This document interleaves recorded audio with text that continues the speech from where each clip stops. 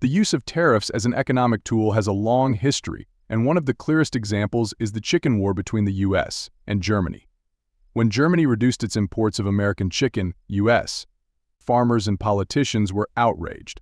In response, the US government imposed a 25% tariff on imported trucks, targeting Germany's Volkswagen. The impact was swift. Volkswagen's truck sales in the US dropped by half and never fully recovered. At the same time, German consumers paid more for chicken and American buyers faced fewer truck options. This situation demonstrates the typical effect of tariffs. They protect specific industries but can also harm consumers and limit market choices. Although tariffs were once a minor part of trade policy, former President Donald Trump made them a central component of his economic strategy, branding it as America First. His belief was that tariffs could protect domestic jobs, punish other countries for unfair trade practices, and reshape global trade. One of the early examples of Trump's tariff strategy unfolded in 2018, when he imposed tariffs on imported washing machines. The intention was to support U.S. manufacturers and create jobs. However, as the tariffs took effect, both imported and domestically produced washing machines increased in price. This happened because domestic manufacturers, facing less competition, also raised their prices. Unexpectedly, the price of dryers, which were not directly affected by the tariffs, went up too because people often purchase washers and dryers together. While these tariffs did create jobs, adding about 1,800 positions, they came at a significant cost.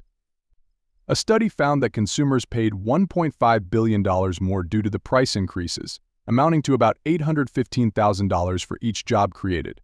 Economists often criticize tariffs for being an inefficient way to generate employment, as other methods could achieve similar results at a lower cost.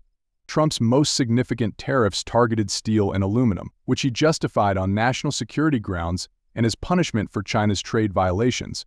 These materials are essential for military equipment and everyday products like cars. While the tariffs aim to protect U.S. steel makers, they also raised costs for industries that rely on steel, making it harder for them to compete with foreign producers. Studies found that the jobs gained in steel production were often offset by job losses in industries using steel, demonstrating the complex and often contradictory impact of tariffs. Despite the economic downsides, the Biden administration has continued many of Trump's tariffs, citing domestic interests and using them as a negotiating tool. Once tariffs are in place, they tend to be difficult to remove, as industries benefiting from them lobby to maintain the protection. For example, the 25% truck tariff from the chicken war is still in effect today, even though the original conflict is long forgotten. Looking forward, Trump has proposed an even more aggressive tariff policy if he returns to office. His plan includes a 60% tariff on all Chinese imports and 10 to 20% tariffs on goods from other countries, aiming to boost revenue and fund tax cuts.